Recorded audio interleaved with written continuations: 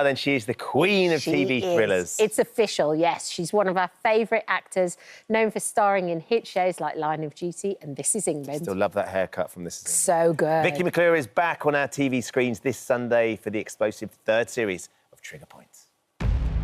Front command, Expo 1. Oh, my God. There is a chemical weapon in the cab.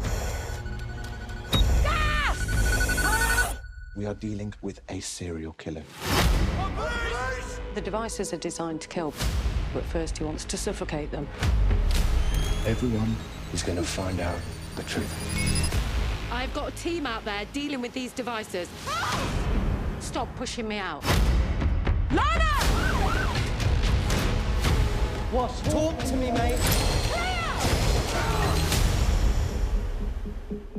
Oh, And it's the wonderful so good. Vicky McClure is with us here. Hi. I sat down yesterday, put the first one on, and then we get a preview, so I got all three of them, Vicky. Oh, nice. Did you go back to back? I went back to back. I did as well on the Sunday. No, It's you so can't. gripping. Thanks. Appreciate that. It's just got this thing that's just so brilliant watching you do it. Can you explain to everybody where we are at the start of Series 3? Yes, so if you've watched Series 1 and 2, you'll know that Lana's, she's lost a lot of people and she's been through a lot. So we start this series with, a personal vendetta in terms of the actual plot, but we do see that Lana's, it's starting to catch up with her, and PTSD, tinnitus, prescription medication, these things are playing, a heavy part in her life. So it's a tricky start for Lana for sure, but yeah. It's explosive. What can I say? I mean, it really is. And when you say explosive, I mean, there's like almost there's chemical gases going on this time. And well, the tagline is "Hold your breath." And honestly, we used a lot of respirators in this as well. You'll see that kind of come part of the show, and just putting those on for a scene, it was tricky. Yeah. And you go, I don't need to wear this in professional terms like people do.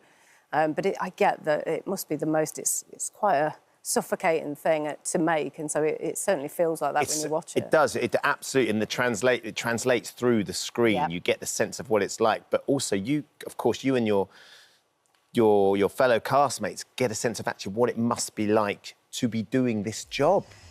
Yeah, I mean, like literally a pinch, because we speak to Joel and, the professionals that talk us through everything, and you just go, there's no way on earth we can really get to grips with how they deal with the reality of it. Yeah. So it's a pinch of it, but whether it's the bomb suit, whether it's the respirators, there's the technical side of it and getting into the devices and all that kind of stuff, you just go, I'd be so scared. Yeah. But you just got to have nerves of steel, and it's heroic. These roles are just heroic. They walk towards the potential of death. So, I can't sit here and say I've got that kind of strength in me. I just don't. I will, though. I look at you and I think, she could. I trust Vicky. Yeah, exactly. Was it nerve-wracking when the Queen came to set as well? Yeah, I mean, How was that? It must have been weird. Yeah, I got to set and it was like everyone was, drunk, because... It just brings a certain energy. But didn't she select Trigger Point? Like, she had the choice of dramas yeah. to come and see for ITV's 70th, and she goes, I want to see Vicky McClure. Yeah, apparently so, which is a real royal compliment. appointment. Yeah, I mean, I think she was a bit gutted because we did have an explosion that day, but it was all going to be done in post. Oh, no. So it was like, oh, here's nothing. So what did you... So you had to act it out, but Yeah, there's a lot of that, a lot of sort of nothingness. But, the great thing about Trigger Point is we do a bit of both. There is real sort of setups and the professionals do a great job of setting that all up. But it's, there's a bit of fakery that has to go on. It is what it is. Of course. Now, yeah. It must be so physically demanding as well, because in the first step, you're doing this thing where you have to take your suit off and put it somewhere else. I don't want to give too much away. I've got to be really careful. But it's because of the weight of it, and you must be ripped. Not only that, Ben but every Shepherd time ripped. I'm definitely not Ben Shepherd ripped. But it's like I'll look at the script and I'll be like, she's running again. And Lana runs, and I'm like, oh my gosh, I'm not I'm not a fan of running, and I don't have a gym membership, but I certainly feel like because we've done series 3 and 4 back to back, it's felt like a physical thing. And at the end of it, I just kept saying to Eric, who plays Danny, who's, you know, really ripped, I'm like, look, like, I've got a bit of a muscle coming. I mean, I really don't. But I did feel quite fit afterwards, which was nice. See, what you appreciate, of course, Vicky, is one of the most important things when you want to get ripped is the nutrition and what you do food-wise. Yeah, exactly. And it seems like you and Nicolas Cage have a similar drive. I don't know if you've noticed this. Nicolas Cage has been turning up at Greg's in Luton. Yeah. Has he? Yeah, to look after the crew. I started this. You are every series. You are literally celebrate the crew by organising for Greg's to come and deliver whatever they need. Or whatever they need. I can't, honestly, I mean, I look at it and I go, every time I never really know what's coming. They just go, it's going to be great, we're going to set something up. And then they come and I just go, wow, you've took it to another level every time. But, you know, I adore the crew. I have to give them a shout out because to do a 9-month shoot, it's a long old time. And everybody works so hard. You know, we're not down the mines by any stretch, but, you know, there's long hours and there's time pressures in filming and there's, you know, time pressures in the script and you really feel that. So just to try and have a happy crew for me is it just makes everything You better. adore the crew, but you also adore sausage-based products as well. I do. Because wasn't it a sausage sandwich that was the sealed the deal between you and Johnny? Yes, it was. Okay, can you explain? He just said, what do you fancy to eat? And we was near a cafe and I went, I'll just have a sausage cob. And then he was up for it and I was like, oh, well, this is good. This is a great start. Yeah, I don't know what that is about the sausage cob thing, but... you know, I've got a terrible diet, clearly. I need to sort it out.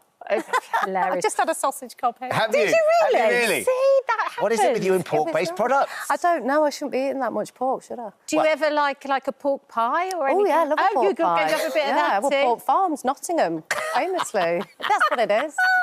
The other thing you love as well is a day rave. Oh, So where did this idea come from? So it was Johnny. It was Johnny's idea and, you know, he's an ideas man. So one day he said to me, oh, you know, I'm thinking, well, imagine if there was a day disco or day nightclub. It's a brilliant idea. And I do love going out. You know, I do miss the clubbing life and all that. I used to love it when I was younger, but I just have no interest in walking the streets late at night. No. Or getting in late. Yeah, or ruining your Sunday. Yeah, exactly. Yes. Yeah. So, anyway, it started and it's just blown up and it's been amazing. We're in, like, 20... Yeah, here you go. So essentially, you go into... That's in London, that one, I think. You go into venues, nightclubs, you go during the day? 3 till 8. 3 till 8? Yeah, you're home by 8:30. It's full... I mean, the London ones is actually £15, but the ones across the other cities are £10. So it's affordable and it's a room full of people that just want to let their hair down. You know, they've had a long shift in the week and everyone still wants to dance. Yeah. There'll be like 80, 90-year-olds on the stage singing Rhythm as a Dancer or something. And I'm just like, I'm here for this. Yeah. I just, you know, people dress up or they, like me, you're in your tracksuit and your trainers, you just want to, like, have a proper rave. I think it's important that people have somewhere to go to just let off steam. Yeah. And still get home and not be hungover and get a good night's sleep. Sunday and wake up and do And it's been great for the nightclubs. You know, they've had a rough time sort of getting back to it. So, yeah, exactly. Yeah. So, Are you doing any PAs, though? Because the new single... yes. You're foray into the world of the popular music charts, Vicky McClure. Oh, that was sort of like a very random thing. I'm one of those where I go, yeah, I'll have a go. And Can you explain what it is? So it was a single with Reverend and the Makers called Haircut, and Louis, who's here today, who does my hair and is also a DJ at Day Fever. I change my hair all the time, so I was like, oh, the song seems to make sense to me, and it's, you know, it's a real catchy tune. It is, isn't it? And yeah, it just all came about. I don't know, because you know we've been involved with Day Fever between us as well. It just all came about, and I don't know. And then it went to #1 in the iTunes for about a hot minute. Amazing! And I was like, brilliant. That was fun. Yeah. But I love the way charts completed you have no fear about it. You're like, you know what? I'm just going to... And it sounds like you. When you hear the vocal... Everyone said it sounds like Lily Allen, which I was like, that's fine. Yes. Right, I'll take that. Do you know what it is? I promote with our Dementia Choir, you know, and I'm always saying to people, everyone should be allowed to sing and not feel like, you know, if you don't sound like Adele and Whitney, like, you're very lucky if you do. So for me, I was like, I can't place any fear into it. I've just got to have a go. I'm not sort of going to be a pop star. It's not going to happen. I'm not into sort of changing my career. But I love music. I need it. I use it daily. I use it for work. We all do. And so for me, it was just any opportunity, whether it's the Dementia Choir, whether it's Day Fever, the single, using it to get into character. It's just like, it's medicine. And that's what I promote. It's universal, isn't it? Yeah. There's no language to it. It's just universal, essentially. It's your soul. It just does. Yeah. Whether you need it to laugh or cry. Don't Greg's usually do an assault on the Christmas #1, so you fronting a pork-based product Christmas #1, Vicky. I'm sure there's an opportunity there, surely. I'm in. Can we ask about the Dementia Choir? Yeah. Have you got plans in the run-up to Christmas and things? Well, sort of, it's not pork, but we are... But we Just are. going to go serious then. Well, it's never too serious with the Dementia Choir. That's the great They are thing. amazing. It's They're all such about, wonderful characters. positivity. But I can't say too much, but we're about to start a collaboration with Spud Bros, which is the brilliant Jacket Potato. We had them out here when we did the Christmas fair, Yeah, we've got loads going on, and, Nottingham Forest is our new home, and so we're always doing bits around there as well. So, yeah, there's a lot going on. They're singing in the Cavern Club in a couple of weeks, which is like their 3rd, 4th time. That's the iconic Cavern Club. That's how they roll. So cash. So cash. They're doing brilliantly, and, I'm just so proud of how far we've come as a charity. Yeah. And what it really gives to people, that music therapy is so vital. It's absolutely magical. As is seeing you. Thank you for coming in.